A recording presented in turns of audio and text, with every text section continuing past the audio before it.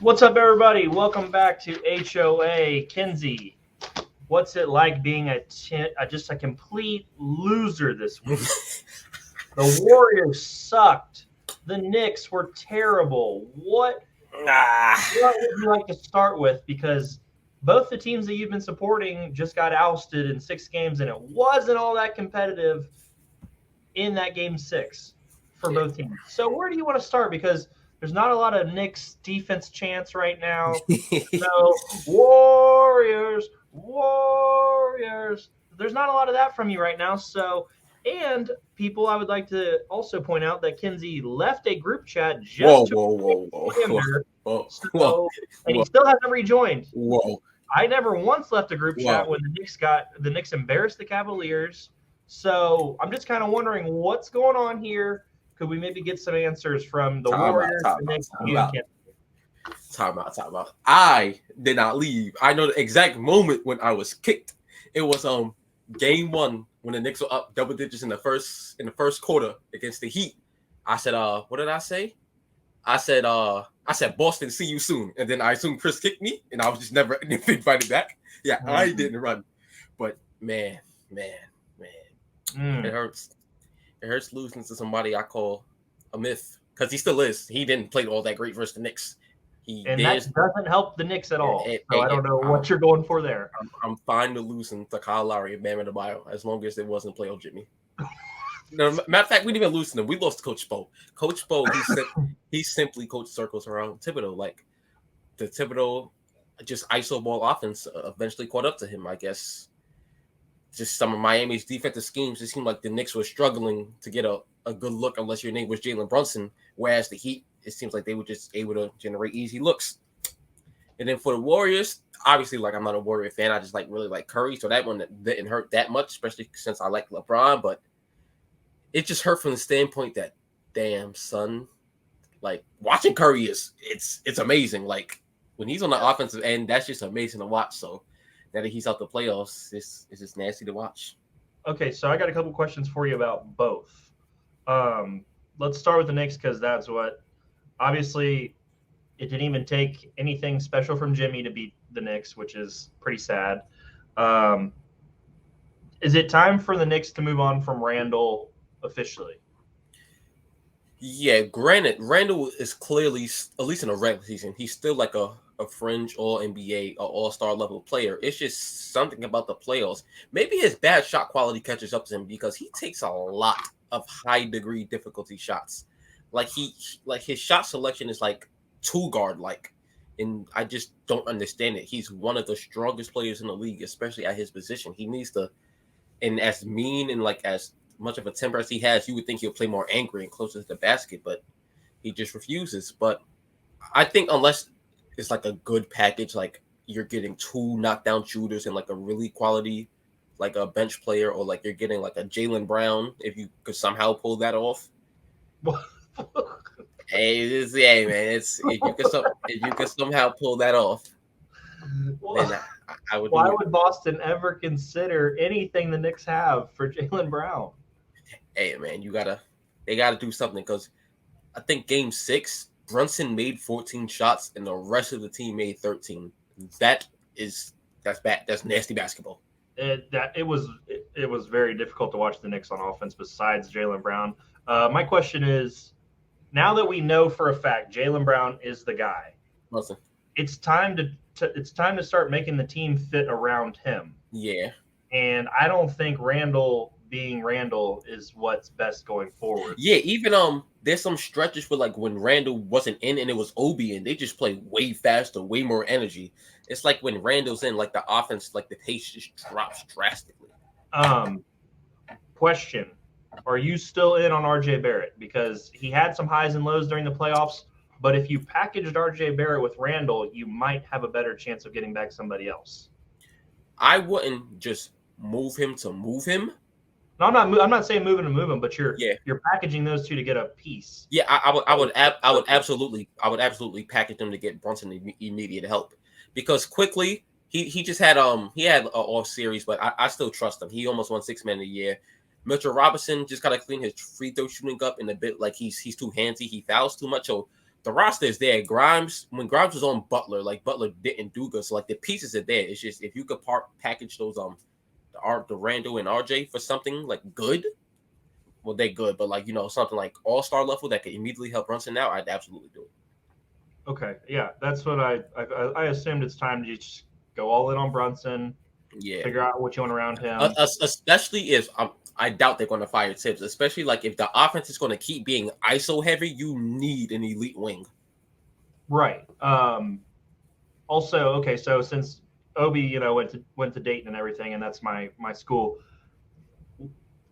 When is Tibbs going to decide that he can play him like consistent minutes? Like I don't know. When Obi was in, they played better. They played faster. And they need to find a better role for him because game 1, I think he took double-digit threes.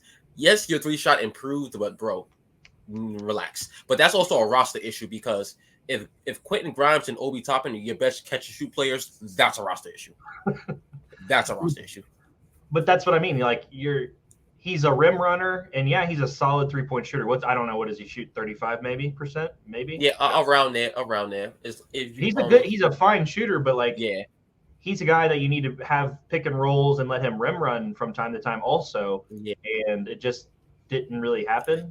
He could be like Blake Griffin. Like obviously like Blake's more skilled, but early on in Blake's career, Blake couldn't shoot at all. Obi has some he could shoot a bit, not the strongest Blake, but he could be like a Blake light. I think that's how they should try to use him. Yeah, I mean, and then you could even incorporate more pick and pop with him when guys are just playing for the role. And because his threes be like a catch and shoots like off corners, like he don't be involved in the pick. Yeah, no, I'm with you. The Knicks have definitely got some adjustments to make. Yeah.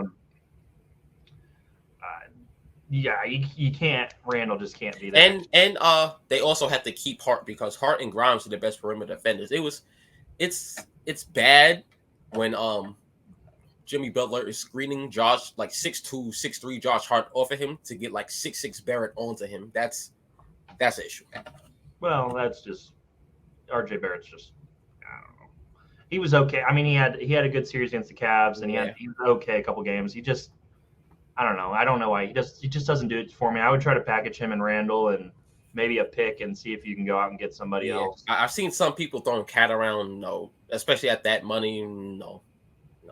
It'll help the offense, but there's just something about Cat in the playoffs that just drops off. And why are you trading a playoff dropper for a playoff dropper?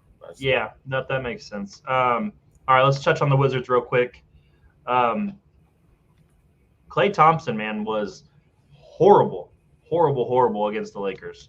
He shot 32% in 6 games, and he just doesn't have any playmaking anymore. Is Klay Thompson? Do you think Steph needs something else? Yeah. At this point, do you think? I mean, obviously, I think the Warriors are the kind of like people that are just going to stick with Klay. Right. But in your mind, should it be time to maybe move on from him? He doesn't provide any playmaking anymore. Like it's just nothing. And he takes a lot of bad shots. Yeah, I was just about to say, like, I don't know if you can 100% move on from him because even though like he was awful this series, he still has like the potential to like explode for like 5 or 6 threes at any time. And he's not what he was on his prime in defense, but he's not a cone on defense. But it depends on the money. Like if he wants anywhere near like still all-star levels of pay, I think you might have to talk him down. Like, look, bro, the roster's getting older. We still want to contend for at least 1 or 2 more championships with y'all. Take a cut so we can like add depth. Yeah. And then Jordan Poole, who they have locked up for 2 or 3 more years, he played 94 total minutes in 6 games. That's not great. That's like less than 24 minutes a game, if not less than that, even more. He was unplayable. He cannot guard. He is a poor decision maker. What are the Warriors going to do with Jordan Poole? I don't know. I always knew he was like a Jamal Crawford, Lou Williams type build, but this series really showed he's the captain of unethical hoops because some of those decisions, man, and at that money, I think obviously a team would like take him because like when Steph don't play, like he's a 24 point per game scorer, and like his upside is high, but when he's off, he's just off. But yeah, I think they have to move him, like just get more athletic because after Wiggins and then after Kuminga, who you don't play, who's that? But they won't. But they won't play Kuminga either. So what's the point? Like they finally started letting Moody be a part of the rotation, but Kuminga's not, and Poole was not really a part of the rotation. So what are we doing with these guys? Like the Warriors are not in a great roster spot right now. Like they've got what, 6 guys they trust? Yeah, 6 guys they trust. I think. Yeah, it's just in each one of them could do a certain thing. Kuminga's athletic, Poole has shot making ability, Moody's the knockdown shooter. They just, I think they just have to. They should have got back more from Wiseman. Yeah, damn. And then, I mean, they're probably going to lose Dante DiVincenzo. Somebody's going to pay him. Mm-hmm. And they've got Draymond's contract. They got Clay's contract. It's a lot. Yeah, so they've got to get Looney help. Like they got bullied by the Lakers. They just it was like, too much size, too much physicality. They're in a tough spot. Granted, like they had a very up and down season. Only won 9 regular season road games. It was 2 games away from the conference final. So I don't think like they had to totally like OD with the panic decisions. They just have to get more athletic. Okay, well, it was nice to see both the teams you support lose. Let's get into the NBA's number 1 op right now, Ja Morant. I'm kind of like, here, let me lay out the scenario for you. Ja and his buddies are clearly just having a good time messing around, live on IG, I think is what they were. Yeah, they're literally just hanging out, just dancing, messing around. And Josh knows his friend is recording him. Like he was recording him before the gun ever came out. Like, and all of a sudden, Josh holding up his gun your friend's already recording you. Why did you pull it out all of a sudden? It would be different if Ja was just sitting there chilling and had his gun out, but he was literally dancing in the video before he ever even had the gun on camera. Why? You already know people are going to be crazy about it. Why are you like? I don't get it. Like I don't understand. Like I don't even care that he owns guns. I have no problem. Do whatever the hell you want to do. But are you really that guy? Like, are you really that kind of guy? Like where you're just chilling in the car dancing and you need to have a gun? Like it's just confusing to me. He pulled out he made a conscious decision to have that gun on camera that time for sure. What do you think? Because it's confusing to me. I could care less that he owns guns, but the NBA they've already had this problem. They don't want this problem. And everybody remembers how bad it got with the Wizards. Yeah, and they're trying to like push and market Ja way more than they did for Gil. So like this is just like hurting them a lot. There's a big difference between Gilbert and Gizem. But okay, continue. And it's just he just feels the need to just like be seen in that light, just like listening to the young boy and like just all his antics and like you said, some people trying to say, "Oh, the trends are op." He put him on the camera, but he was not being op. It's not like the live started and Ja had a gun and tried to put it away. No, like you said, he knew his friend was live. Yeah, and his friend saw him with the gun and put the camera down. Yeah, like that's not being a bad friend. That's being a good friend because he realized what just happened. Like. His friend was not doing anything wrong, and they were already all online. They were all already on IG dancing around, which is great. Good for them. Fuck. But like, why did you pull your gun out? And I know. What are you going for in that situation? In that situation when you're just messing around with your buddies, doing all that stuff, nobody thinks you're tough because you have a gun. Like that doesn't do anything for your image. Do you think it does? Do you think it matters? Nah, absolutely not. That's what I mean. So, what's the point of it? This punishment that's about to come down. But even like the last punishment when they said, oh, like he's gonna go get hit, but gonna get rehab. He didn't do nothing. There's nothing wrong with him. He's just acting out. You don't go to rehab for having a gun. Like it's stupid as hell. They were just dragging it. Even when he did that whole interview sit down with Jalen Rose. Like it was like an intervention. Like he was on drugs or something, bro. There's nothing mentally wrong with that kid. He's not kid. He's like 23, 24. There's nothing mentally wrong with him. Right. He just wants to be seen in the light. Wants to be seen in school.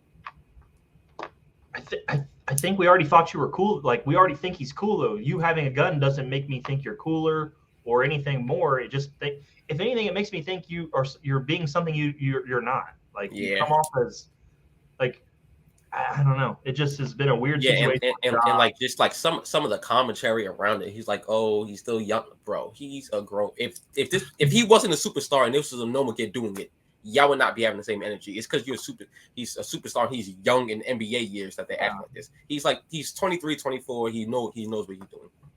Yeah. So I mean, just not a lot more to say about Ja. It's just like, again, having the gun is not the important part. It's the image he's trying to portray. Yeah. It's the way he's coming off.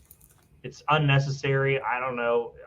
I guess you can suspend a guy because the NBA is not wanting guns to be on display with their players. Second time in like 2 months. How do you not understand that? Like you are an NBA player. You don't even have to be involved in that. Like you're making a conscious choice to be involved with that.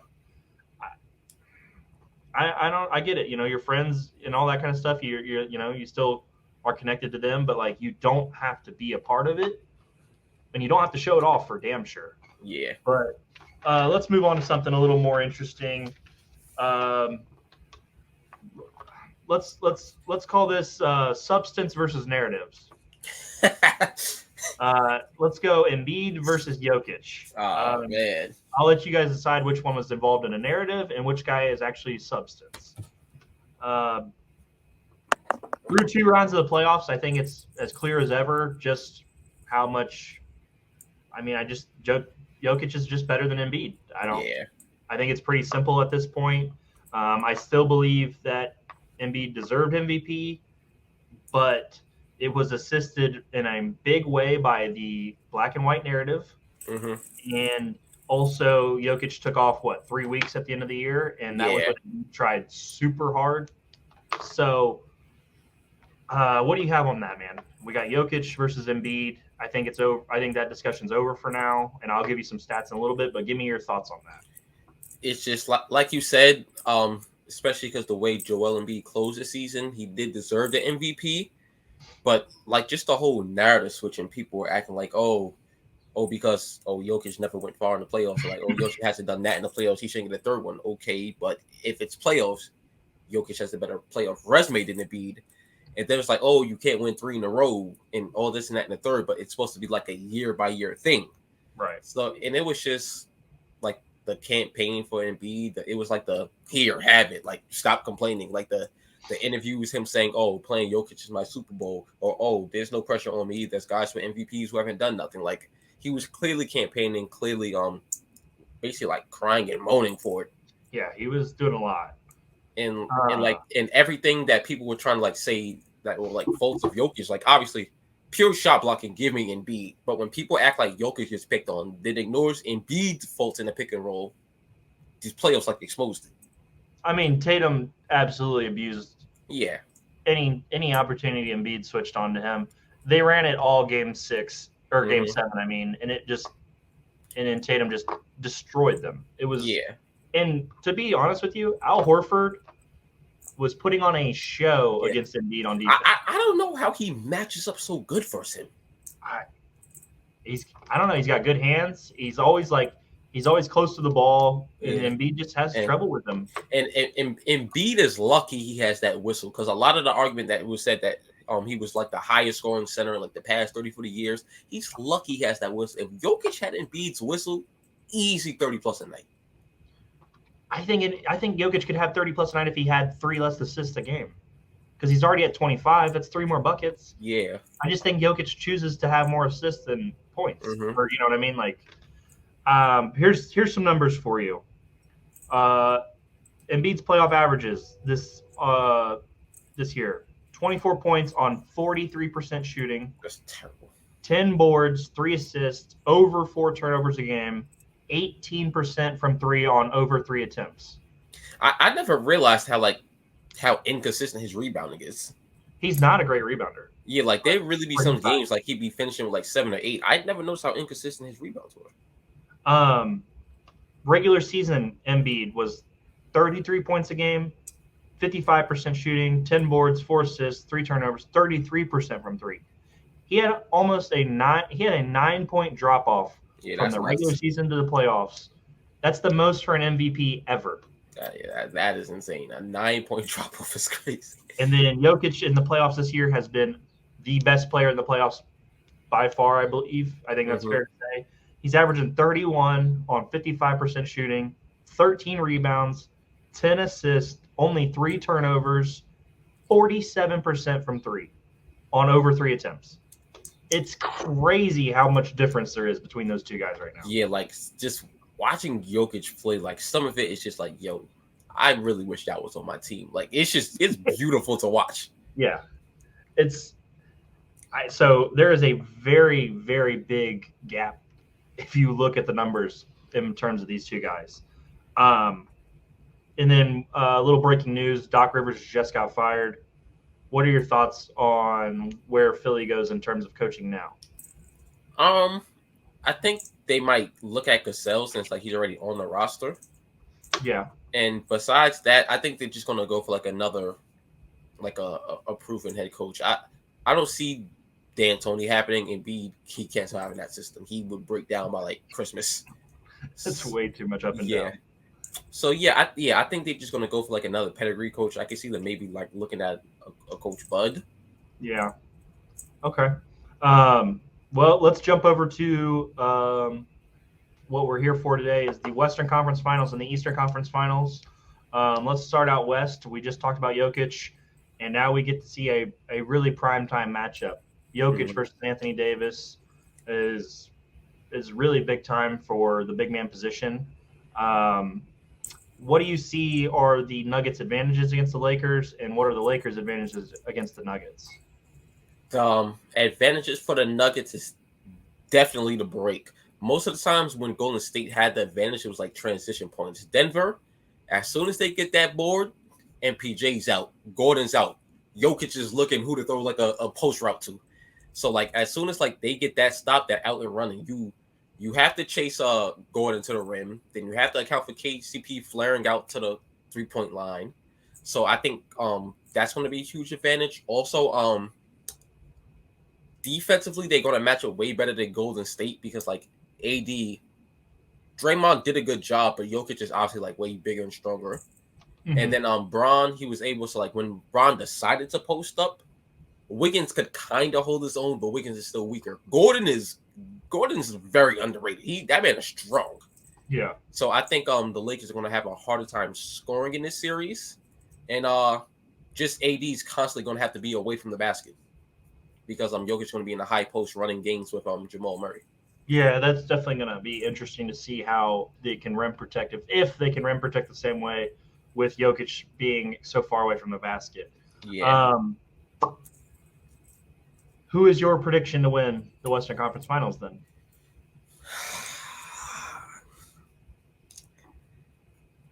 I am taking the Lakers. I don't think AD is going to totally shut Jokic down, but I think he's going to bother him enough, and then you have like Dennis and Vanderbilt. In addition to Jamal Murray already being streaky. So I think like they're gonna make Murray struggle. So Murray's only gonna have probably about 2-3 good games in this series. AD probably the best defender left for Jokic. Mm-hmm. And then like you just have MPJ's also streaky. Home court advantage is gonna help. Like I don't think the Lakers are gonna like take road games easily like they did for Golden State and Memphis. But I think the Lakers got this far after starting 2-10. I don't see it stopping now. Okay. You brought up Murray. Murray's got to be really good in this series because Jokic is going to have a lot of the attention, and Murray's going to be guarded by D'Lo and Schroeder. Do you think he can put it together for 4 games to win the series? Definitely not 4, because even versus Suns, like some games they look like he was matching Booker. Then the next game he's like 3 for 11. So definitely not that often, but I do think he's gonna have at least 1 or 2 quote unquote bubble Murray games. Yeah, but this is an easier matchup for Murray than Booker is. You think? You think D'Angelo Russell and Dennis Schroeder are a tougher matchup than Devin Booker? No, but I'm thinking from the standpoint that they're probably gonna like have a Vando on him. Not they can't do that because then Aaron Gordon is gonna bully whoever's on him. Vando's probably gonna guard MPJ. Yeah, oh yeah. And LeBron will guard Gordon, or vice versa. I would put LeBron on Gordon. Yeah. Gordon's he might be strong, but he's not a fantastic offensive player. Gordon's and then LeBron's gonna be helping off his corner three. So yeah, they probably are gonna we'll try to hide LeBron on Gordon. And then you're gonna have Reeves chasing KCP probably or guarding Murray, and then D'Lo will guard either Murray or KCP. It kind of depends. Yeah. I would assume Reeves will actually start on Murray. Yeah, but that's not harder than Devin Booker. So it's either Lakers in 6 or Nuggets in 7. Like the brain in me is saying Nuggets, but I don't know. I just can't see. I just can't see the Lakers losing. Okay. And that starts later tonight. This is 8:30 Tuesday. Okay, so I'm gonna go Nuggets in 7, and I think if the Lakers are to win, they'll do it in 6, like you were saying. Mm-hmm. But I'm gonna go Nuggets in 7. I just think it's Jokic's year. I don't know. It feels like he's got it working and everything's going their way right now.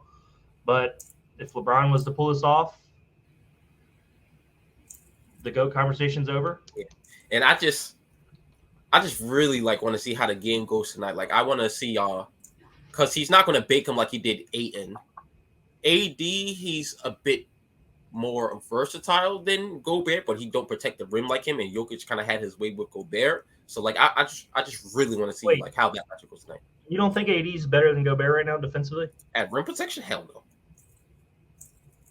Absolutely not. Like hedging and helping on screens and occasionally switching out to guard, yeah. But straight up protecting the rim, no. No. You haven't given up on Gobert yet, I guess. All right. I've got Nuggets in 7, you got Lakers in 6, right? Yeah. All right, let's move on to the Eastern Conference Finals. The Knicks are not in this, guys. So it's gonna be Miami versus Boston.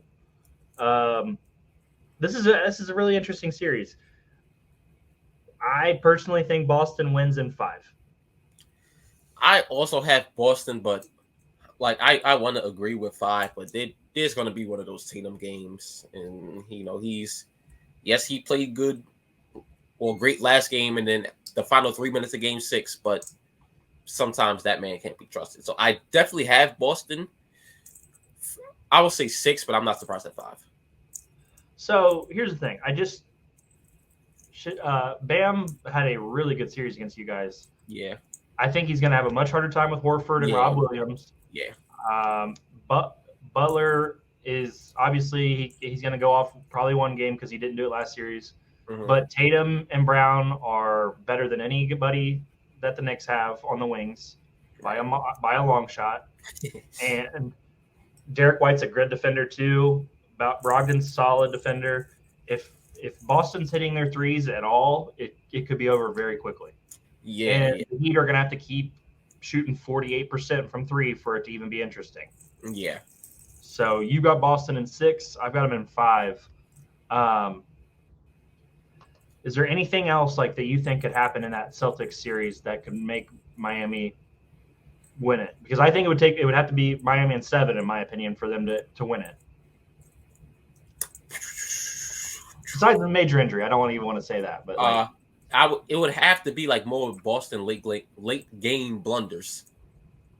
That's the only way I could see it. But if it's just a straight up just normal game, I think this is Tatum Brown and even Brogdon is a way more higher degree difficulty than Jalen Brunson and friends. Yeah. Yeah, it's a huge step up. Yeah, no, it's a massive difference. Yeah, and even just the discipline, Mitchell Robinson, sometimes he'll be out of position sometimes, or like he'll bail Bam out with a foul. Horford, as we've seen, IQ way too high for that. He's way And more also, way more agile. Horford can take Bam away from the basket Yeah. more, and they can run. And they're not going to have to like they can save Rob Williams for defense too, like not have to play him all the time because Love's not. I mean, he's not. He played all right. I mean, people are acting like the Cavs made the worst trade in the world, or made the worst mistake in the world because of that, which is stupid. But I just don't know how Boston loses this series. I just think Miami's had a fantastic run. It just feels like it's coming to an end against Boston. Mm-hmm. Anything else to talk about between the Western Conference Finals and the Eastern Conference Finals? Do you think this validates any bubble takes, or that's just like pro Laker accounts trying to throw themselves back in the mix? No, it's stupid. It was 3 years ago. What does it matter? The teams are different. Like they're just different. I don't even know. This Lakers team's different. They're not even the same Lakers team. And the Nuggets are better than they were. And I don't even know why it matters. I just count the bubble as a normal championship. It doesn't change anything for me. I feel like normal people don't just say, "Oh, bubble." But like, no, it was a championship. They won. Yeah. I don't know. Not like that. I understand there were some absurd things like T.J. Warren back-to-back 50 bombs, but it's still basketball. Yeah, I mean, I think Boston's better now. They've got Brogdon. They've got Derek White's much better. I mean, they're just different. They're just different. How you feel about Ben Simmons trolling? If Ben Simmons never played basketball again, I don't think anybody would care. I don't know. Like, I like that. Nah, he had some nerve showing like the end of the game. Like that's outrageous. He can't even get on the floor, and he's like trying to troll. Like, dude, that's outrageous. You have no awareness. All right. Let's touch on this before we get out of here. Now that I've seen it and everything, Guardians of the Galaxy 3. Where do you rank this? How do you rank this movie out of, let's say, 10? Rate, not rank. Sorry. Easily like a 9.5. This was a phenomenal movie, bro. It was a phenomenal. Like the antagonist, like you felt the presence. Like he straight up an asshole. Like the backstory, like they didn't just all at once exposition dump it to us. Like they showed it bits and pieces, and it was like each scene was emotional. Like just the Guardians interaction. It was the comedy. It was great. It was great. I didn't know you had it as a 9.5. I thought it was really good. I probably would give it like an 8. I liked the whole story with Rocket. I thought that was some of the better storytelling they've done in a while for Marvel. It felt like a Phase 3 movie to me. Like it felt like we were back in, the hot, like when Marvel was hot. Yeah, like this is easily like one of the best movie. It might be the best movie of Phase 4. Either this or Spider-Man, but maybe I have to rewatch Spider-Man because maybe that's like just a super hype moment because like all the cameos and nostalgia. That was a lot of nostalgia in that one. Trying to think. Okay, so the High Evolutionary was a really good bad guy. Yeah. Drax finally got to be a father and all that. I mean, it tied everything together really well. Yeah. I thought they made Adam Warlock look like an idiot for really no reason. I didn't love that. At first, I was confused because like when I first heard about him and I heard like some of his feats, I was like, oh, this guy, he sounds like Goku. And then like he didn't do really that much. It was interesting the way they portrayed him because I guess he came out of the cocoon early, but like he was an idiot, but he's stupid strong. Yeah. That's why I was kind of confused because I don't know if the High Evolutionary could beat Adam Warlock. And he tossed him aside like he was nothing at one point, and I didn't understand, which is fine. It's whatever. Yeah. But I mean, Rocket's backstory was really, really good. 9.5 is pretty crazy. I might have to watch it again to see that. But overall, I thought it was. Do you think it was better than the first one? Yeah, I would have this one. I would have it 3-1-2. Well, 2 doesn't even really count. The fact that people are on the internet defending 2 right now is absurd. That is such a terrible move. Like, it's just so forgettable. It's not even terrible. It's just super forgettable. Yeah. People are on there just defending it every day. I don't get it. What is the next Marvel project? I think Invasion's movie, Miss Marvels, or The Marvels, whatever it's called. Yeah, The Marvels. Do you care about the Marvels? Kinda. Why? Tell me why. Honestly, Nick Fury's in it. So I care for that end. So you don't care about the Marvels, you care about Nick Fury. Yeah, I care about Nick Fury. Then I'm like Captain Marvel. Like I'm neutral on her. Like she cool. I don't dislike her or nothing. But Monica and Miss Marvel, they're gonna have to grow on me because as of right now, I really don't care. Gotcha. Okay. Well, there's our little quick Guardians of the Galaxy review and Marvel future. Kinsey, you got anything else before we get out of here? Nah, man. Just damn. NBA season almost done. These plays are flying by. Damn. Yeah, no, it's moving quick. And then like I don't really watch baseball, so that July month is just about to be so slow. Well, about time for you to start working on your game again. Then again, I would have the WNBA to watch. Oh yeah, when's WNBA start? It officially starts on Friday. Does Liberty open up home Sunday? I'm going to that game. Nice. Well, who'd the Liberty draft again?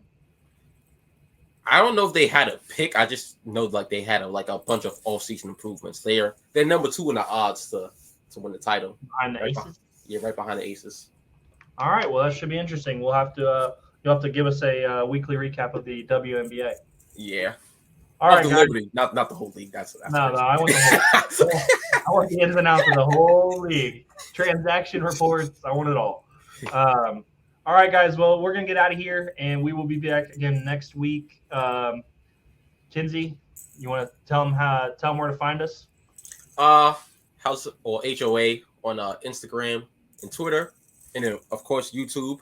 Subscribers is going up, man. Just keep supporting the movement. All right, guys. We will see you guys next week. Thanks again. HOA out.